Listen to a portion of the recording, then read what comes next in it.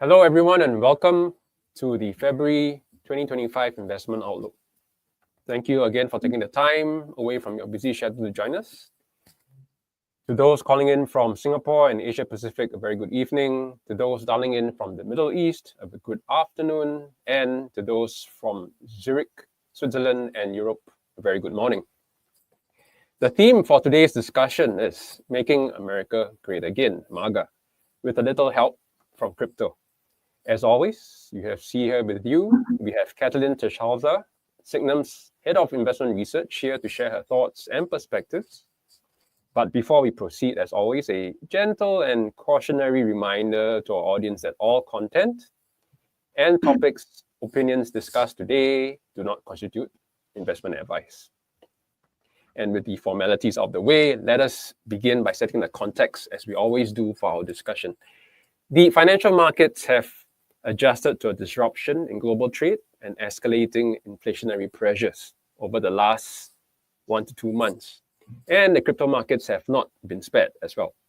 The silver lining, however, is that Bitcoin's trusted status is, however, increasingly being cemented and being accepted, right? And this is not surprising given particularly the concerns pertaining to currency debasement amid accelerating inflation, as well as indebtedness that we see across many economies.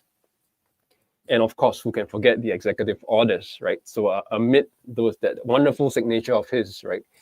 Trump has apparently reportedly issued more than 70 executive orders in his first 30 days in office, right? And of course, we then go on to the last topic today to set the context, the performance of altcoins. So this much anticipated outperformance, the cycle that we have been used to over the last few cycles, hasn't really come to fore, hasn't really come out to play, and what's some reasons behind that. So we will address these topics today, and fingers crossed, we will leave this discussion with better insights and better enlightenment. On that end, let's begin. Trump 2.0, the first 30 days since inauguration. So tell us, Katalin, your observations about Trump's first 30 days, right? We've seen this whole a blitz of tariff threats, and a bit of that waltz, right, to and fro, left and right, and some going forward and stepping back per se, Canada, Mexico, China, and of course, the focus on immigration as well as opioid addiction, so on and so forth. And it's been a bit of a volatile environment over the last 1 to 2 months, and therefore, what are your thoughts on his first 30 days? Yeah, it definitely appears that Trump is attempting to right the ship of the US economy. He's tackling some of the waste and corruption very aggressively through Elon Musk attempting to reshore industry with the tariffs, right? Even though, fentanyl and so on are mentioned, it is really about reindustrializing the US. And also reasserting the US's economic dominance. So we will see how successful this, clearly dramatic set of new policies is going to be. But Trump is definitely off to a very energetic start on the economic and the geopolitical front. And to be fair, crypto has taken a backseat since the inauguration. We haven't had a lot of news flow, certainly nothing very specific that the market could latch on to from the administration. Now, having said that, we have had very good news from other fronts. One is the increasing number of US states advancing proposals for Bitcoin reserves. I think the number is up to now like half of the states. And the other, maybe more important or more significant, is news flow from the SEC and changes at the SEC. And there has been, at the very recent last Friday and then yesterday, news that apparently the Coinbase lawsuit is dismissed, and also that the Robinhood investigation is ended with no action. Now, these announcements came from Robinhood and Coinbase, not from the SEC so far. I believe they have a closed meeting on Thursday where the commissioners would be actually voting on this to make it official. So far the SEC has not made announcements, but according to what Coinbase says, the lawsuit will be dismissed rather than settled, i.e. a complete exoneration of Coinbase and no payment of fines. So that's apparently where this is going. And then they have done various other things in the last 30 days, while the administration hasn't done that much with regard to crypto, being very busy with tariffs and settling geopolitical conflicts. So they established a crypto task force with a very extensive mandate to clarify the status of crypto assets, define the limits of the SEC's jurisdiction, provide practical rules for compliance, which is super useful, and also to refocus litigation on actual cases of fraud. And there, actually, they first reduced the headcount of the crypto enforcement unit, and then redirected this unit actually to focus on frauds and scams across the cyberspace. And one more thing that we have seen that the market's been actually quite excited about is that a host of ETF filings have been acknowledged by the SEC rather than outright rejected like they were prior, and they are now on track to be considered for approval with a 240-day deadline. And what we just haven't seen is the market hasn't gotten very excited about these developments yet, and I think it's because the SEC has not yet clarified the new rules, so that's not there yet.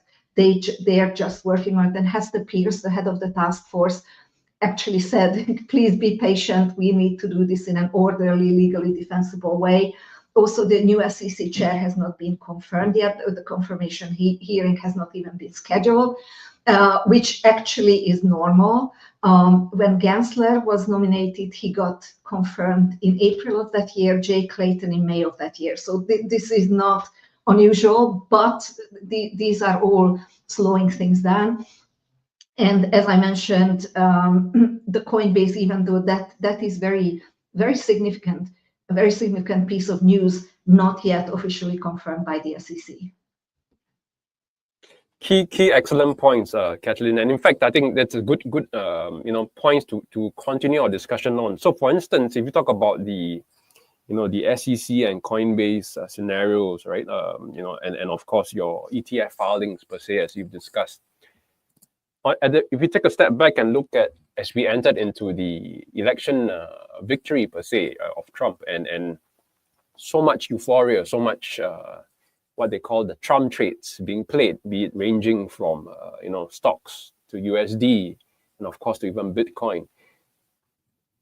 Consumer sentiment, however, has appeared to be a bit slowing, as you said, right? So that is it a case of the markets not playing up enough, or markets discounting? Is there an element of, say, sentiment beginning to slow per se? I mean, if you look at the inflation monster that people are talking about, suddenly seems to be rearing its head.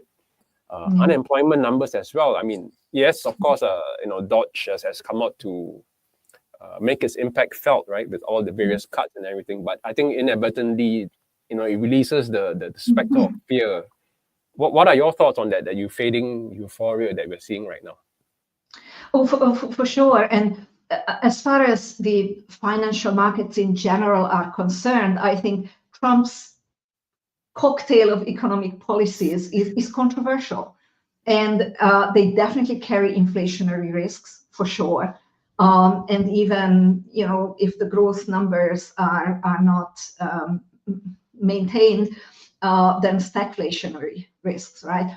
So the markets, I think, are still assessing the likely net result of this combination of tariffs and maybe tax cuts and cost savings and so on, various policies.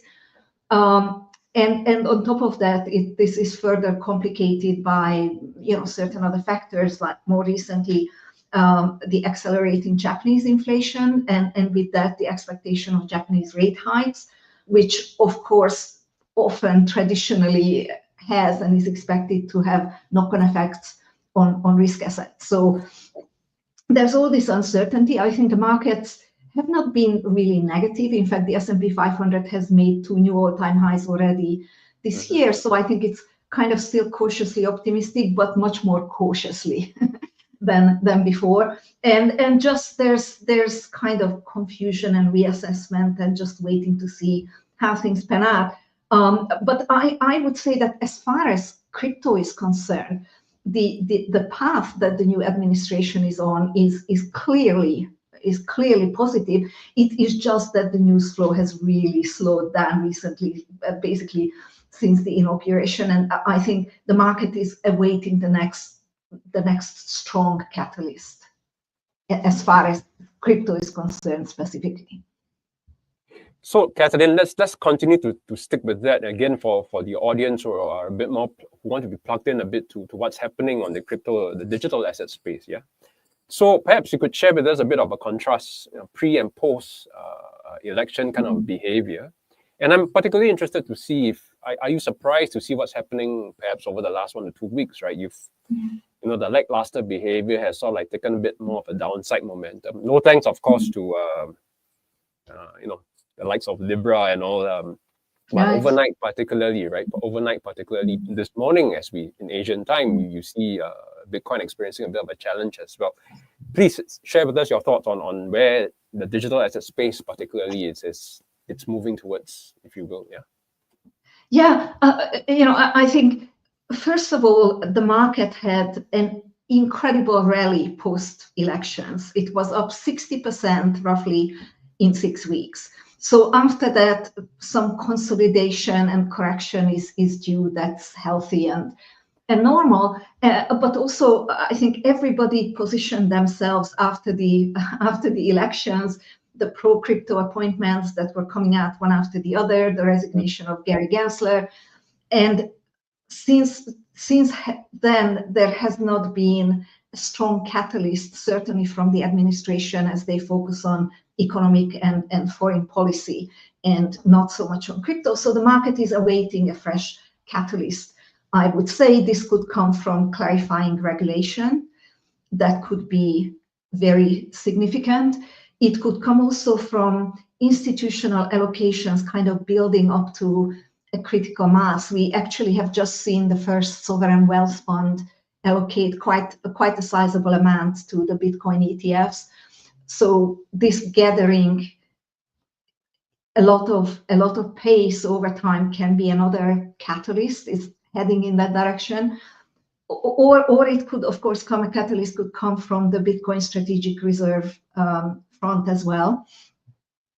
But in the meantime, everybody already positioned themselves after the election. The market positioned very bullishly, and since then, the market is basically drifting, awaiting the next catalyst, and basically drifting with concerns around, global macro events, rising fears of stagflation. And I would also add that, to be fair, after the inauguration, the new administration undershot the market's expectations in terms of what was going to happen and how quickly.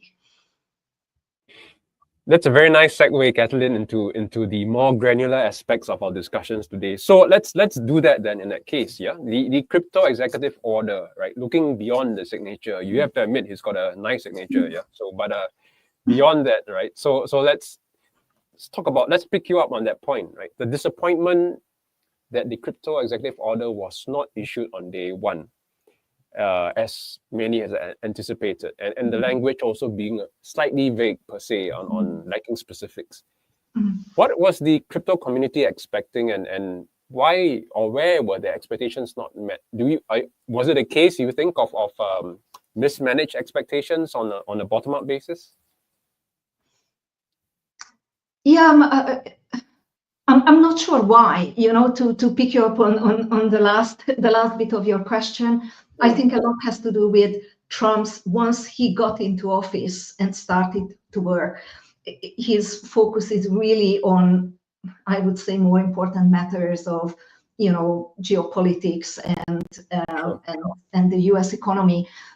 So I think some of it definitely is just that this isn't the most urgent priority. And it's almost the opposite, like between the election and the inauguration, he spoke a lot about crypto and he made a lot of crypto appointments, and he didn't make his economic and foreign policies very clear, just more hinted, but then it flipped. So once he was in office, getting things done and kind of crypto taking a backseat. So I think some of it is just that, but definitely the market, as you say, expected day one orders, and definitely in terms of the strategic reserves, that it would at the very least take the seized crypto from the DOJ and say this is now a strategic reserve, and this didn't happen. So no day one orders. Eventually a very kind of vague, not like high level statements in the executive order on the importance of supporting the crypto industry rather than specifics. And in terms of the reserves, it merely just gave a mandate to study this and gave a 180-day deadline to study it, which is actually a much longer deadline than what the crypto market was hoping for. It could also be that maybe this was meant to give the initial narrative or rhetoric was meant to give an impetus to the state level Bitcoin reserves, or maybe other countries, and that kind of the US federal government can sit back and allow momentum to build, which would make it easier to argue for that at the federal level. I mean, I'm now speculating about what may be going on in people's heads, but sure. It's definitely been, the executive order has definitely been less than the market's expectations. Understood. Thanks, Katalin. I mean, and it clearly, right? It's a reflection. Your comments are really, a room for reflection on how much of perhaps conjecture there could be in the markets at this moment in time. And I think it's always good to just take a pause and not to get too involved per se and get caught by emotion. So perhaps let's just move to a bit more of a strategic discussion on this concept of a Bitcoin reserve, or for that matter, even a sovereign wealth fund, which, interestingly enough, is new to the US at a very high level. So let's think about this for a moment. The uncertainty of Bitcoin reserves at the federal level, as you have just discussed, has raised the possibility that this might happen, but ineffectively as well has caused numerous other central banks around the world, or even local governments, to want to take a step forward and start considering. Which is why, as you've mentioned just now at the start, 15 or so US states have already begun to introduce the idea and put up a bill per se. And outside of the US, I think it's worth keeping in mind about the Czech Republic, Russia, as well as Switzerland, wanting to come into play in terms of establishing a national strategic Bitcoin reserve. I'm going to take a step back, Katalin, and address, that for me at least, the 800-pound gorilla question in the room. What is a strategic Bitcoin reserve? Number one. Number two, what role can such a strategic Bitcoin reserve play from a sovereign perspective? So what can governments or central banks look towards this SBR, strategic Bitcoin reserve, for? And lastly, the third question, again, so it's going to take some time, I can imagine. How can Bitcoin even be part of a strategic reserve? Yeah, good questions. And there is confusion here for sure, because I think the initial idea, and definitely what the crypto market has always advocated for and is very much on board with for a long time, is that Bitcoin is an alternative to gold. It has very strong store of value characteristics. It scores high on these characteristics, and it is a reasonable proposition to consider it alongside precious metals as a safe haven store of value asset. And also, just as diversification is well advised anywhere, anytime, across the board, it's true for safe haven assets as well. Gold and Bitcoin have different strengths and weaknesses, relative or advantages and disadvantages relative to each other. So actually having a diversified basket of safe haven assets, it makes a lot of sense. And I think this was a little bit confused by, for example, the Trump executive order not mentioning Bitcoin, but suggesting, implying, not saying it clearly, but implying that maybe other crypto assets could also be included in a strategic reserve, and assets that do not have strong store of value characteristics. So now then we're talking about a different kind of a reserve, right? Then it's no longer a diversification of safe haven holdings of gold currently to include Bitcoin. Now it's an active investment by the government, to be honest. So this caused confusion. And also, I think the outlook for the Bitcoin reserves actually recently has dampened a little bit, despite the growing number of states advancing the proposals, because, well, the executive order, I think, and its kind of vagueness and mentioning all sorts of crypto assets, I think, played into it. Also, we actually had now rejections of these proposals from 4 states. So that's dampening the optimism on this, and especially because this included the very pro-crypto state of Wyoming, which is the home state of Cynthia Lummis, the senator who's the sponsor of the Bitcoin Act, right? So this also led the market now to downgrade the chances of the Bitcoin Act passing in the legislature. And in the EU, like the EU has definitely came out very strongly against it. Christine Lagarde, the ECB, said absolutely not, and also not anywhere in the Eurozone. And I think to the extent that their influence extends further, that nowhere in the EU, even in the non-euro denominated central banks, would be what she would like to enforce.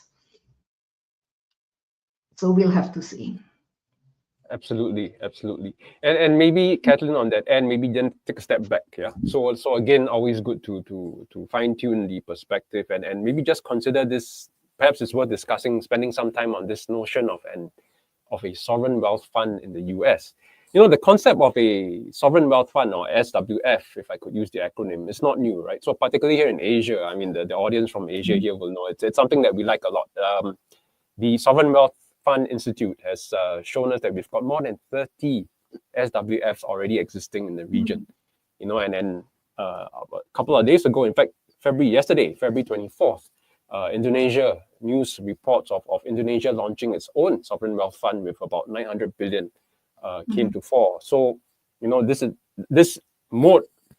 vehicle is very much alive. And if you were to bring it back again to try to see what the implications are. So if Trump were to get his way, and there is indeed the establishment of a federal SWF, it's going to be a new ballgame for the world's largest economy.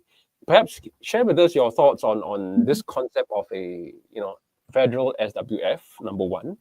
Number two, in your view, would the inclusion of, say, Bitcoin, into such as US SWF have to bring about some kind of a reshaping of cryptocurrency regulations on a global basis, you think? Yeah. It's so this is bullish for crypto, that is for sure. I am actually puzzled by the idea of a US sovereign wealth fund.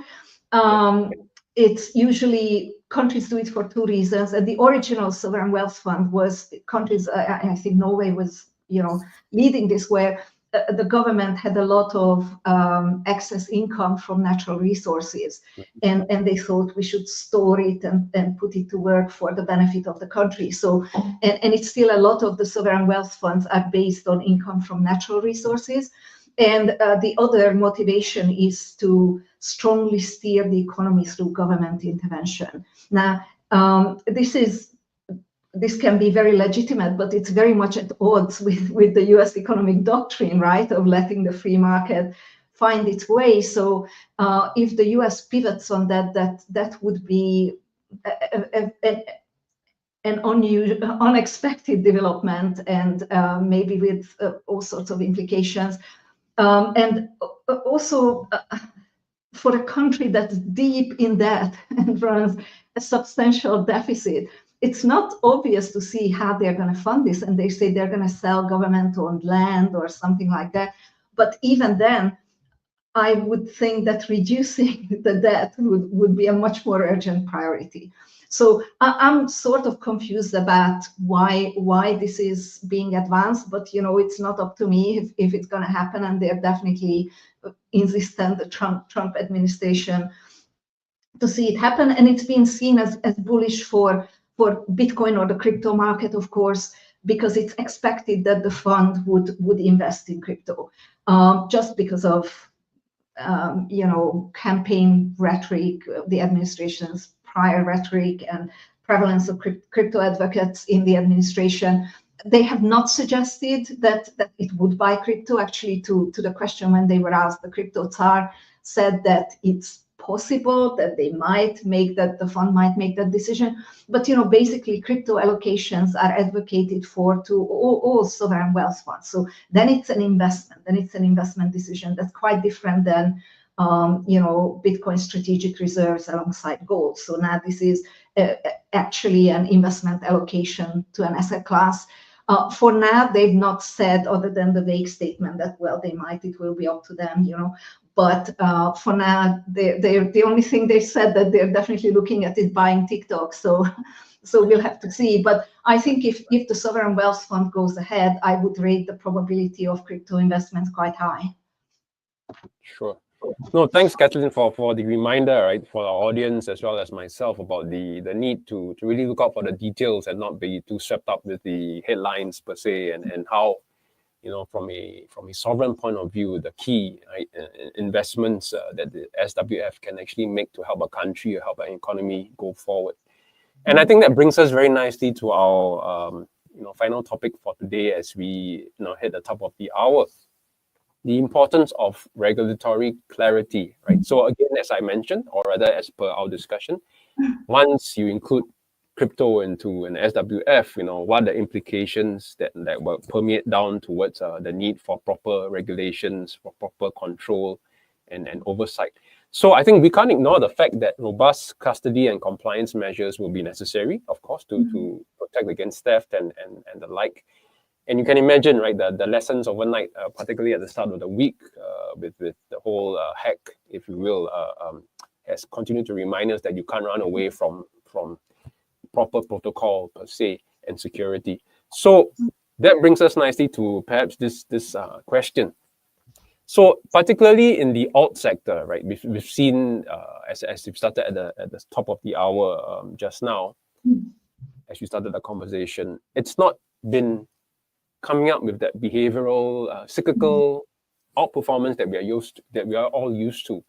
Question then becomes: is it more of a temporary behavior, as you say, right? The markets are watching, people are just waiting, or do you think that there's a need for the guardrails to be in place again, so that they begin to see what exactly the altcoins can bring to the market, and hence facilitate that whole recovery, that whole revival, number one? And second question, to your point about the lack of catalysts and narratives earlier on, what do you think is needed for that whole, the whole sector to start lifting up again?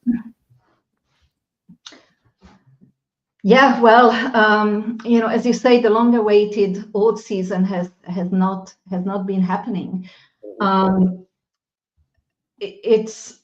It looks like this is a slightly different cycle, maybe because also of Bitcoin's very strong drivers and the very prominent major events happening around Bitcoin. And but also I agree with you that regulation and kind of the guardrails are key to the alt sector. I think it could actually be the key to unlocking alt performance. And when Gary Gensler resigned, alts actually outperformed quite strongly, but only for about 2 weeks, and then that withered away. And there's several reasons, of course, and one is that capital in this cycle has been diverted to meme coins. I mean, until recently, when now meme coins are sort of out of favor since the presidential meme coin debacles, but it diverted a lot of capital away from other altcoins, like more economically productive altcoins. Also, there has been a lot of disappointment around very slow user adoption of a lot of the use cases, disappointment about token performance post-launch, because it changed how tokens were issued. It was ICOs previously, now more the airdrop. So that meant that people were more immediately sellers rather than buyers post-launch, and the tokens then didn't perform well after launch. Also, it left the kind of this VC funding plus airdrops, a lot of overhang of vesting tokens waiting to be unlocked, holding back performance. But all of that aside, regulation did play a huge part, because basically the Gensler SEC's campaign to class most crypto assets as securities in the traditional sense, it basically prevented projects from channeling economic value to the tokens, and that left a lot of the crypto market, even very economically productive projects, left the tokens trading as de facto meme coins. So I would say that the SEC's changing stance in this regard is hugely significant, and they're not proposing to forego consumer protection, but they're discussing disclosure requirements that are actually suitable and feasible for decentralized projects to comply with. And this is also in line with similar initiatives by the CFTC. So I think this is going in a very good direction. This would be very positive for the alt sector that has been held back by regulatory concerns, positive for innovation, could unlock a lot of innovation. Also, if tokens can have a direct connection to the project's revenues, that would also help the market identify genuine value and kind of separate the wheat from the chaff. Where is their value and value creation? Also, it would make the asset class as a whole much more appealing and investable to traditional institutional investors, right? So they can see real revenues, real activity. This is something that they can invest in. And as an aside, it also clears the way to crypto exchanges being accepted as legitimate venues for market surveillance by the SEC, which would then provide the basis for approving further crypto ETFs. So, I mean, I would say that after very substantial altcoin underperformance, we could see actually kind of a perfect storm where it's almost simultaneous, the decline of meme coins and the souring of people's taste as far as meme coins are concerned, with not just the scandals, but also a growing recognition that the majority of people have lost money on meme coins, and it's only really a very narrow group of people that have made any substantial amount of money on it. And I think this recognition occurring simultaneously with the SEC's changing stance and clarifying regulation, this could revive the alt sector. Wonderful. Thanks so much, Katalin. And I mean, perhaps I could just add to your points. I think it's a good reminder again, regardless of whether it's crypto or traditional assets, always important to know the fundamentals. And as you've said, right, see what the underlying, see what's the earnings, the cash flows, and then, understand the use cases. So regardless of whether it's alts or even your top layer one coins, if you will, always good to know the fundamentals. So thank you, Katalin, for unpacking the views in our February outlook for everyone dialing in today. For the audience dialing in, please, for a deep dive into the research piece and other important topics driving the crypto markets, do go into the Sygnum website and download our February investment outlook by Katalin and her team.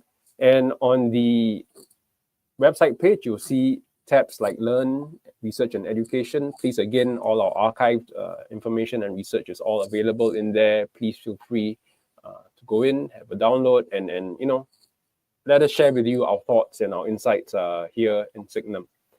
And on that note, as we come to the end of our session today, and as our friends in Europe break for lunch, our friends in the Middle East break for tea, and those here in Asia and Asia Pacific head home for dinner, thank you again for taking the time to everyone. And here's wishing everyone a good afternoon and good evening. This is Sygnum. Thank you.